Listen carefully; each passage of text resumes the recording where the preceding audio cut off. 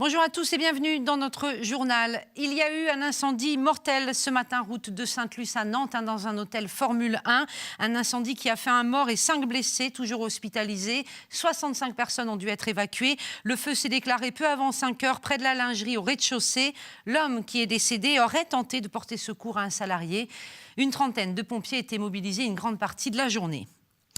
6 séries de coups de feu depuis début octobre dans les quartiers nantais. Le thème de la sécurité devient tendu. Sous le mandat précédent, des effectifs de police supplémentaires avaient été annoncés, 54 hommes. Mais Johanna Rolland se fâche. Elle a écrit au Premier ministre cette semaine pour lui demander le compte exact et l'affectation précise de ces hommes. La sécurité qui sera un point important du conseil municipal de lundi, puisque les élus vont devoir voter la création d'une maison de la tranquillité qui verra le jour dans un an à la Manu. On va écouter Gilles Nicolas. C'est l'adjoint à la maire de Nantes à la sécurité. On aura personnalisé et une orientation sur les différents services, avec un suivi personnalisé, avec un fonctionnaire qui sera chargé de suivre le dossier, première chose.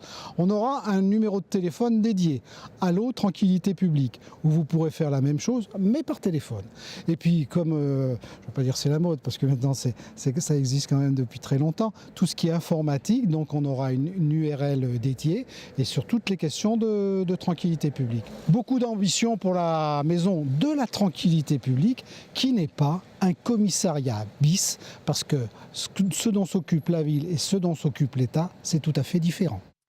Quel avenir pour le port de Nantes-Saint-Nazaire? L'État oblige les ports à présenter leur projet stratégique pour 5 ans. Eh bien, en ce qui concerne Nantes, 28 actions sont programmées. Anne Judic.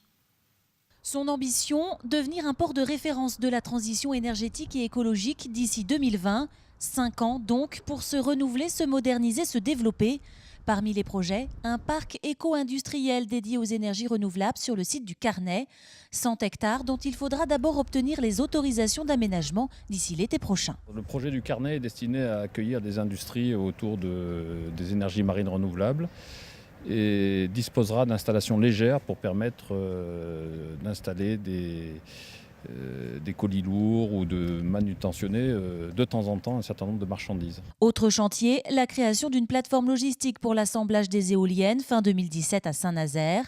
À Nantes, c'est le port à bois qui sera repensé. L'implantation d'une grosse entreprise sera annoncée dans les prochains jours. L'endroit est stratégique. Historiquement, c'est une zone pour du trafic de bois qui aujourd'hui a fait l'objet d'un certain nombre de restructurations, mais qui traite toujours beaucoup de bois, qui également exporte de la ferraille, traite de l'accueil d'un certain nombre de produits de type vrac comme la tourbe ou autre. Donc c'est une zone multifonctionnelle et qui en lien avec les activités autour de la métropole de Nantes. Plus de connexions ferroviaires et de communication entre les différents sites, réduire l'empreinte environnementale du dragage et plus généralement des activités portuaires.